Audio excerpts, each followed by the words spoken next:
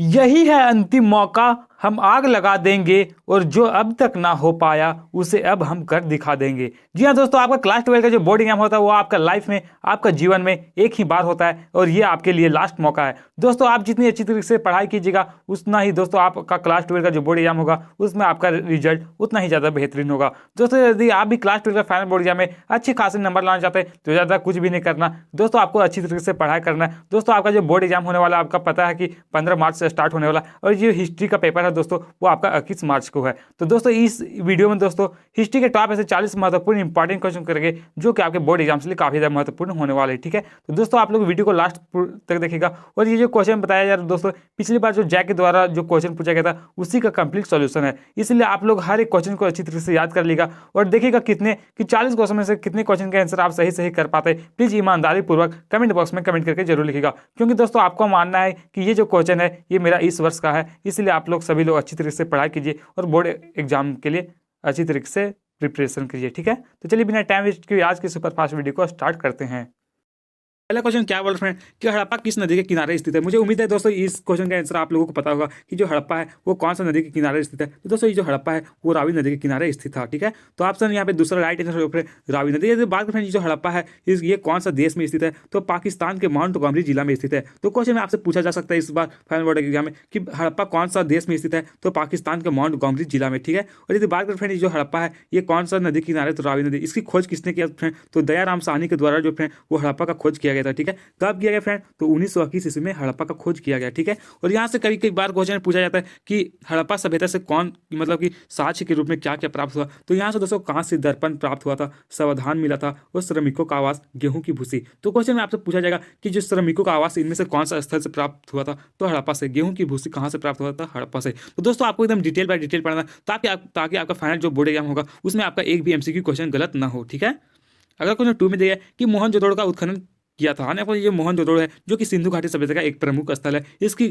उत्खनन किसके द्वारा करवाया गया, तो दोस्तों इसका जो उत्खनन है वो राखल दास बनर्जी के द्वारा कराया गया। तो कब किया गया था फ्रेंड, तो 1922 ईस्वी में जो है वो मोहनजोदड़ो का खोज कर उत्खनन करवाया गया। ठीक है, और दोस्तों ये जो मोहनजोदड़ो है वो कौन सा नदी के किनारे स्थित है, तो कई बार क्लास 12 का फाइनल बोर्ड एग्जाम में पूछा गया कि मोहनजोदड़ो कौन सा नदी के किनारे स्थित है, तो सिंधु नदी के किनारे। कहाँ पर स्थित है फ्रेंड, तो पाकिस्तान में ये जो मोहनजोदड़ो स्थित है। कौन सा जिला में, तो पाकिस्तान के लड़काना जिला में। ठीक है, और यदि बात करें यहाँ पे अवशेष के रूप में क्या क्या प्राप्त हुए थे पुरातात्विक साक्ष्य के रूप में, तो दोस्तों यहाँ से अन्नागार स्नानागार जो है वो यहीं से प्राप्त हुआ था। ठीक है, अगला क्वेश्चन दिया गया फ्रेंड कि हड़प्पा सभ्यता में हल के साक्ष्य कहाँ से प्राप्त हुए। हाँ आपको ये जो हड़प्पा सभ्यता है इसमें ये जो हल का साक्ष्य मिला था वो इनमें से कौन सा स्थल से हल का साक्ष्य मिला था। दोस्तों यहाँ पे ऑप्शन में 1 2 3 4 लिखा हुआ, लेकिन मैं आप लोगों को ABCD बोलूंगा तो आप लोग समझ जाइएगा। ठीक है, तो दोस्तों ये जो हड़प्पा सभ्यता में जो है वो हल का प्रमाण मिला था वो कालीबंगा से मिला था। तो ऑप्शन डी यहाँ पे राइट आंसर होगा, कालीबंगा। यदि बात करें फ्रेंड की जो कालीबंगा है वो कौन सा कहाँ पर स्थित है, तो राजस्थान में जो फ्रेंड वो कालीबंगा स्थित है। ठीक है,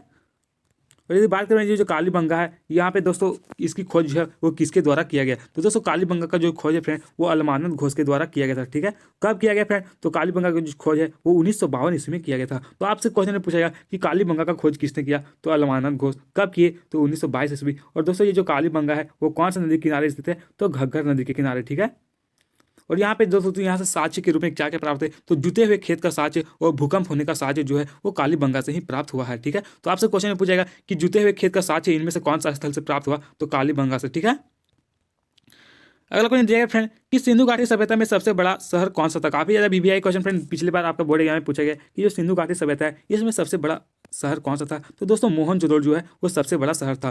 तो ऑप्शन यहाँ पे right answer option B Mohenjodaro. इसका खोज किसने किया फ्रेंड, तो राखल दास बनर्जी। मैंने आपको पहले ही बताया कब किए थे, तो 1922 ईस्वी में। लेकिन दोस्तों यदि आपसे यहाँ पूछेगा सिंधु घाटी सभ्यता में सबसे बड़ा स्थल कौन सा है, तो दोस्तों राखी गढ़ी जो है वो अगर ऑप्शन में राखी गढ़ी रहेगा तो आपको राखी गढ़ी सही आंसर करना, क्योंकि दोस्तों कुछ दिन पहले जो है वो सिंधु घाटी सभ्यता में सबसे बड़ा स्थल जो है वो राखी गढ़ी को घोषित किया गया। ठीक है, बट यहाँ पे राखी गढ़ी नहीं, इसीलिए आंसर जो है वो मोहनजोदड़ो हो जाएगा। और दोस्तों ये जो मोहनजोदड़ो है इसका जो शाब्दिक अर्थ है वो मृतकों का टीला होता है। नेक्स्ट 5 में दिया है फ्रेंड कि लोथल कहाँ स्थित है। आने को बने जो सिंधु घाटी सभ्यता का एक प्रमुख स्थल है लोथल, ये कहाँ पर स्थित है, कौन सा राज्य में, तो दोस्तों ये जो लोथल है वो गुजरात में स्थित है। ठीक है, और यदि बात करें ये जो लोथल है वो इसकी खोज किसके द्वारा किया गया, तो इसकी खोज SR राव के द्वारा किया गया। ठीक है, तो आपसे क्वेश्चन में पूछा जा सकता है कि लोथल का खोज किसने किया, तो SR राव। ठीक है, कौन सा नदी के किनारे स्थित है फ्रेंड, तो ये जो लोथल है फ्रेंड वो भोगवा नदी के किनारे स्थित है। ठीक है, और ये जो लोथल है दोस्तों वो बंदरगाह के लिए काफी ज्यादा प्रसिद्ध था। ठीक है, अगला क्वेश्चन दिया गया फ्रेंड कि सिंधु घाटी के निवासियों को किस धातु का ज्ञान नहीं था। काफी बार क्लास 12 का फाइनल बोर्ड एग्जाम में पूछा गया ये क्वेश्चन, और पिछले बार भी पूछा गया है, ठीक है। तो सिंधु घाटी सभ्यता के लोगों के बारे में दोस्तों ये लोहा का ज्ञान नहीं था, तो ऑप्शन सी राइट आंसर होगा लोहा, ठीक है। और इस बात ये सोना है दोस्तों, ये जो सोना का आयात निर्यात कहाँ से करते थे, तो सोना का आयात निर्यात जो फ्रेंड वो सिंधु घाटी सभ्यता के लोग जो है वो दक्षिण भारत से करते थे, ठीक है। और चांदी का आयात निर्यात जो फ्रेंड वो कहाँ से करते थे, तो ईरान और अफगानिस्तान से। अगला क्वेश्चन दिया गया कि ढोलावीरा का खोज किसने किया था। तो आने पर जो ढोलावीरा है इसका खोज किसके द्वारा किया गया, तो दोस्तों ढोलावीरा का जो खोज है फ्रेंड वो जेपी जोशी के द्वारा किया गया था, ठीक है। तो ऑप्शन यहाँ पे दूसरा राइट आंसर होगा जेपी जोशी, ठीक है। और बात करें ये जो ढोलावीरा फ्रेंड वो कहाँ पर स्थित है, तो ये जो ढोलावीरा है वो गुजरात में स्थित है, ठीक है। कहाँ पर स्थित है, तो गुजरात में। और ये जो दोस्तों ढोलावीरा जो है वो पूरे पूरे हड़प्पा सभ्यता में मात्र एक ऐसा जगह है जहाँ पर बस्तियों का विकास जो है वो 3 रूपों में हुआ था, ठीक है। तो आपसे क्वेश्चन में घुमा के पूछा जाएगा कि सिंधु घाटी सभ्यता में बस्तियों का विकास 3 भागों में वर्गों में कहाँ पर हुआ था, तो ढोलावीरा, ठीक है। बाकी सब जितने भी स्थल है वहाँ पे 2 रूपों में प्राप्त हुआ है। अगला क्वेश्चन देख रहे हैं कि महाजन पद कितने थे। आने वाले जो महाजन पदों की संख्या कुल कितनी थी, तो 16 महाजन पद थे। तो ऑप्शन सी राइट आंसर 16। और इस बार के सबसे शक्तिशाली महाजन पद कौन था, तो दोस्तों 16 महाजन पद में सबसे शक्तिशाली जो महाजन पद था वो मगध महाजन पद था, ठीक है। तो कई बार क्वेश्चन पूछा जाता है कि महाजन पदों में सबसे शक्तिशाली महाजन पद कौन था, तो मगध महाजन पद जो कि पटना में स्थित है। अगला क्वेश्चन दिया गया कि पाटलिपुत्र की स्थापना किसने की। यानी दोस्तों ये जो पाटलिपुत्र है इसका पुराना नाम जो है पटना है, इसकी स्थापना किसके द्वारा किया गया, तो इसकी स्थापना उदयन के द्वारा किया गया था। तो ऑप्शन दूसरा यहाँ पे राइट आंसर उदयन। दोस्तों यदि आप क्लास 12 का फाइनल बोर्ड एग्जाम में अच्छे नंबर लाना चाहते हैं तो आप प्लीज चैनल को सब्सक्राइब कर ले, क्योंकि दोस्तों इस चैनल पर आपके क्लास 12 का फाइनल बोर्ड एग्जाम की तैयारी बहुत ही बेहतरीन तरीके से करवाया जा रहा है, ठीक है। तो जिन भाई और बहनों ने चैनल को सब्सक्राइब कर लिया उन लोगों के तहे दिल से धन्यवाद, और जिन लोगों ने चैनल को सब्सक्राइब नहीं किया यार प्लीज चैनल को सब्सक्राइब कर ले। अगला क्वेश्चन दे कि मौर्य साम्राज्य का संस्थापक कौन था। तो दोस्तों चंद्रगुप्त मौर्य जो है वो मौर्य साम्राज्य का संस्थापक थे। तो ऑप्शन यहाँ पे डी राइट आंसर होगा चंद्रगुप्त मौर्य। अगला क्वेश्चन दिया गया कि कलिंग का युद्ध कब हुआ था। दोस्तों कलिंग का युद्ध जो है वो 261 ईसा पूर्व हुआ था। तो ऑप्शन यहाँ पे राइट आंसर ऑप्शन बी हो जाएगा 261 ईसा पूर्व। नेक्स्ट क्वेश्चन है कि इंडिका की रचना किसने की। तो दोस्तों ये जो इंडिका पुस्तक है इसकी जो रचना है वो मेगास्थनीज के द्वारा किया गया था, ठीक है। तो ऑप्शन ये राइट आंसर होगा मेगास्थनीज। और दोस्तों मैं आप लोगों को एक क्वेश्चन पूछ रहा कि जो इंडिका की रचना जो है वो मेगास्थनीज के द्वारा किया गया, लेकिन दोस्तों ये जो कौटिल्य है वो इसकी रचना किस, कौटिल्य जो फ्रेंड वो कौन सा पुस्तक की रचना किए थे, इसका आंसर जो है वो आप लोग सभी लोग कमेंट बॉक्स में कमेंट करके जरूर लिखिएगा, ठीक है, कि कौटिल्य जो है वो कौन सा पुस्तक की रचना किए थे। अगला क्वेश्चन दिया फ्रेंड कि प्राचीन भारत में अभिलेख लिखने की शुरुआत किस राजवंश ने की थी। आने वाले प्राचीन भारत में अभिलेख लिखने की जो शुरुआत है वो इनमें से कौन सा राजवंश के द्वारा शुरू किया था, तो मौर्य राजवंश राइट आंसर हो जाएगा, यानी ऑप्शन बी यहाँ पे करेक्ट आंसर हो जाएगा। और यदि बात करें किसके द्वारा शुरू किया गया था, तो दोस्तों ये जो अशोक के द्वारा शुरू किया गया था, ठीक है, अभिलेख लिखने का। अगला क्वेश्चन दिया गया फ्रेंड कि शक संवत का आरंभ किसने किया था। आने ये शक संवत है इसकी प्रारंभ जो है वो किसके द्वारा किया गया था, तो दोस्तों इसकी जो प्रारंभ है वो कनिष्क के द्वारा किया गया। तो ऑप्शन सी राइट आंसर होगा कनिष्क।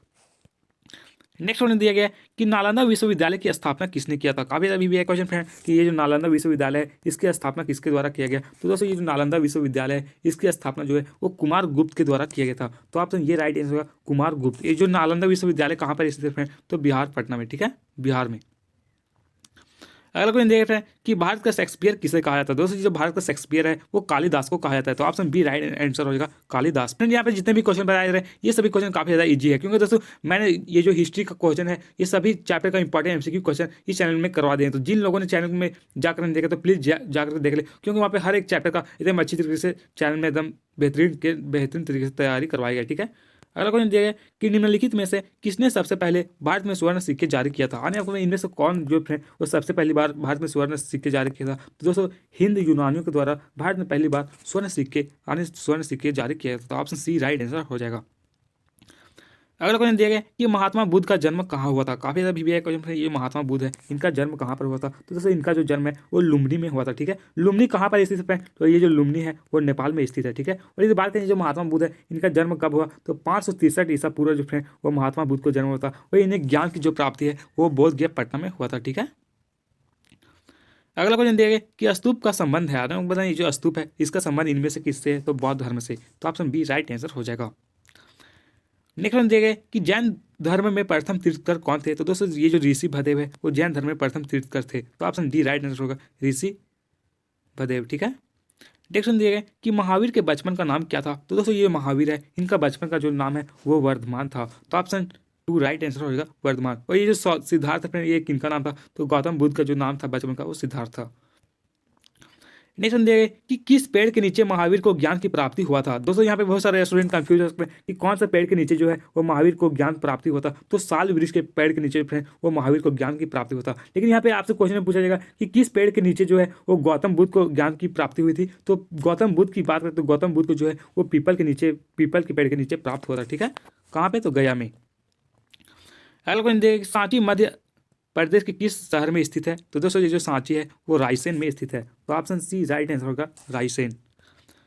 नेक्स्ट क्वेश्चन दिया गया है कि विजयनगर साम्राज्य की स्थापना हुई थी। आने ये जो विजयनगर साम्राज्य है इसकी स्थापना कब हुई, तो दोस्तों ये जो विजयनगर साम्राज्य है इसकी स्थापना जो है वो 1336 ईस्वी में हुआ था। ठीक है, किसके द्वारा किया गया फ्रेंड, तो इसकी स्थापना जो फ्रेंड वो हरिहर और बुक्का के द्वारा किया गया था। ठीक है, तो आपसे क्वेश्चन में पूछा जाएगा कि विजयनगर साम्राज्य की इसकी स्थापना किसके द्वारा किया गया था, तो हरिहर और बुक्का ये दोनों भाई थे, इन लोगों के द्वारा ही दोस्तों विजयनगर साम्राज्य की स्थापना किया गया था। कब किया गया, तो 1336 ईस्वी में। दोस्तों विजयनगर साम्राज्य में टोटल 4 वंशों ने शासन किया, संगम वंश, सुलु वंश, तुलु वंश और राविड वंश। ठीक है, अगला क्वेश्चन देखिए कि गोपुरम क्या है ना, वो बताना ये गोपुरम है वो क्या है, तो दोस्तों गोपुरम जो है वो मंदिरों का मुख्य प्रवेश द्वार, उसको गोपुरम कहा जाता था, तो ऑप्शन सी राइट आंसर होगा मंदिरों का मुख्य प्रवेश द्वार। नेक्स्ट क्वेश्चन है कि प्रसिद्ध विरूपाक्ष मंदिर कहाँ स्थित है, तो दोस्तों ये प्रसिद्ध विरूपाक्ष मंदिर है वो हम्पी में स्थित है। ठीक है, तो ऑप्शन बी राइट आंसर होगा हम्पी। दोस्तों ये जो हम्पी है वो विजयनगर साम्राज्य की राजधानी है। ठीक है, तो आपसे क्वेश्चन पूछेगा कि विजयनगर की राजधानी कहाँ पे है, तो हम्पी। ठीक है, इसकी स्थापना किसने किया, तो विजयनगर की स्थापना मैंने बताया कि हरिहर और बुक्का के द्वारा 1336 ईस्वी में किया गया था। अगला क्वेश्चन दिया गया कि भक्ति आंदोलन को दक्षिण भारत से उत्तर भारत लाने का कौन लाए थे। आने को जो भक्ति आंदोलन है जो कि 7वीं सदी में शुरुआत हुई थी, दोस्तों ये जो इसकी आंदोलन है वो उत्तर भारत से जो है वो दक्षिण भारत में किसके द्वारा लाया गया था, यानी दक्षिण भारत से उत्तर भारत। तो दोस्तों रामानंद के द्वारा जो है वो भक्ति आंदोलन जो है वो दक्षिण भारत से उत्तर भारत में लाया गया था। ठीक है, और क्वेश्चन में आपसे ऐसे पूछा जाता है कि जो भक्ति आंदोलन इसको प्रारंभ करने का श्रेय किसा जाता है, तो दोस्तों ये भक्ति आंदोलन इससे प्रारंभ करने का जो श्रेय है वो शंकराचार्य को जाता है। ठीक है, अगला क्वेश्चन दिया गया है कि पाहन पूजे तो हरि मिले किसका काव्य पंक्ति है ना, अब बताना ये जो पंक्ति है कि पाहन पूजे तो हरि मिले ये किसकी पंक्ति है, तो ये कबीर दास की है। ठीक है, तो ऑप्शन डी राइट आंसर होगा कबीर दास। नेक्स्ट वन दिया है कि किसका जन्म स्थान तालवंडी था। आने को बताना इनमें से किसका जन्म स्थान जो है वो तालवंडी था, तो दोस्तों गुरु नानक का जो जन्म है वो तालवंडी में हुआ था, तो ऑप्शन बी राइट आंसर होगा गुरु नानक। ठीक है, और यदि बात करें ये गुरु नानक है इनका जन्म कब हुआ था, दोस्तों इनका जो जन्म है वो 1469 ईस्वी में हुआ था। कहाँ पे हुआ था फ्रेंड, तो पंजाब में इनका जन्म हुआ था। ठीक है,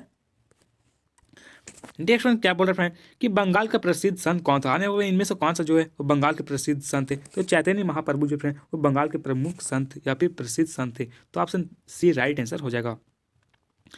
नेक्स्ट क्या बोला है कि खानकाह क्या अर्थ है ना, वो बताइए जो खानकाह है इसका अर्थ क्या होता है। दोस्तों ये खानकाह का अर्थ जो होता है वो आश्रम होता है। ठीक है, तो ऑप्शन ये राइट आंसर हो जाएगा। दोस्तों यहाँ पे आपसे क्वेश्चन में घुमा के पूछा जाएगा कि जो खानकाह का अर्थ क्या है यहाँ पे पूछा गया, लेकिन इस वर्ष पूछा जाएगा कि जो मुरीद है इसका अर्थ क्या होता है। दोस्तों मुरीद का जो अर्थ है वो शिष्य होता है। ठीक है, और यदि बात करें जियारत का अर्थ क्या होता है, जियारत का जो अर्थ है वो दरगाह की यात्रा होता है। वो गुरु का कभी कभी पूछा है, तो गुरु का अर्थ जो क्या होता है, तो गुरु का अर्थ जो है वो पीर होता है। ठीक है, पीर। नेक्स्ट क्या बोल रहे हैं कि निम्नलिखित में से कौन से एक सूफी संत नहीं थे। आने वाले इनमें से कौन सा जो है वो सूफी संत नहीं थे, तो दोस्तों ये जो बाबा फरीद है ये एक सूफी संत थे, कुतुबुद्दीन भी जो दोस्तों एक सूफी संत थे, मोइनुद्दीन चिश्ती भी जो दोस्तों सूफी संत थे, बट ये जो मीराबाई है ये कोई भी सूफी संत नहीं थी, तो ऑप्शन बी राइट आंसर होगा मीराबाई।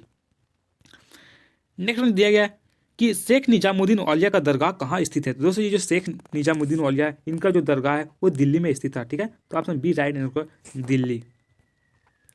नेक्स्ट क्या बोल रहे हैं कि पानीपत का प्रथम युद्ध कब लड़ा गया। काफी ज्यादा महत्वपूर्ण क्वेश्चन है कि जो पानीपत का प्रथम युद्ध है वो कब लड़ा गया था, तो दोस्तों पानीपत का जो प्रथम युद्ध है वो 1526 ईस्वी में लड़ा गया था। यदि डेट की बात करें तो पानीपत का जो पहला युद्ध है वो 21 अप्रैल 1526 ईस्वी में लड़ा गया। ठीक है, किसके किसके बीच लड़ा गया था फ्रेंड, तो पानीपत का जो प्रथम युद्ध है वो बाबर के बीच और इब्राहिम लोदी के बीच लड़ा गया था। ठीक है, इब्राहिम लोदी के बीच, जिसमें दोस्तों ये जो इब्राहिम लोदी है इनका हार हुआ था, ये जो बाबर है इनका जीत हुआ था। ठीक है, और 1526 में दोस्तों ये इन बाबर ने दोस्तों और मुगल वंश की स्थापना किया था। ठीक है, नेक्स्ट में क्या बोला कि मुगल साम्राज्य के संस्थापक कौन था। दोस्तों मुगल साम्राज्य के जो संस्थापक है वो बाबर थे, तो राइट आंसर होगा बाबर। बाबर का जो पूरा नाम है फ्रेंड वो जहीरुद्दीन मोहम्मद बाबर था, और इनका जो जन्म फ्रेंड वो 14 फरवरी 1484 ईस्वी में हुआ था। तो क्वेश्चन में आपसे पूछा जा सकता है कि जो बाबर है इनका जन्म कब हुआ, तो 14 फरवरी 1484 ईस्वी में। ठीक है, और इनका जो मृत्यु फ्रेंड वो कब हुआ, तो 1530 ईस्वी में जो फ्रेंड वो बाबर की मृत्यु हो गई थी। और इनके जो माता का नाम था वो कुतलुब निगार खानम और पिता का नाम उमर शेख मिर्जा था।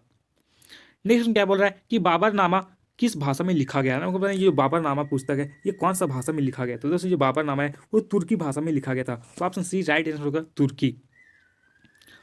नेक्स्ट क्या बोल रहा है कि अकबर ने जजिया कर को कब समाप्त किया था। काफी महत्वपूर्ण क्वेश्चन है कि जो अकबर है जो कि इन्होंने जो जजिया कर को समाप्त किया था वो कब समाप्त किए थे। तो दोस्तों अकबर ने जो जजिया कर को समाप्त किया था वो 1564 ईस्वी में समाप्त किया था। दोस्तों अकबर जो है वो अपने कार्यकाल में बहुत सारे महत्वपूर्ण कार्य किए। तो दोस्तों आपसे यहाँ पे जजिया कर पूछा गया, तो आपको क्वेश्चन पूछा गया कि अकबर जो है वो दास प्रथा को कब खत्म किए थे। तो दोस्तों 1562 में जो फ्रेंड वो अकबर जो है दास प्रथा को समाप्त किए थे। ठीक है, 1563 ईस्वी में जो फ्रेंड इन्होंने तीर्थ कर यात्रा को समाप्त किया था। तो आपसे क्वेश्चन पूछा जाएगा कि तीर्थ कर यात्रा को जो है अकबर कब समाप्त किया, तो 1563 में। 1564 ईस्वी में दोस्तों वो जजिया कर को समाप्त किया था। ठीक है, गैर मुसलमानों से वसूला जाने वाला एक कर हुआ करता था जिसे अकबर के द्वारा 1564 ईस्वी में समाप्त कर दिया गया।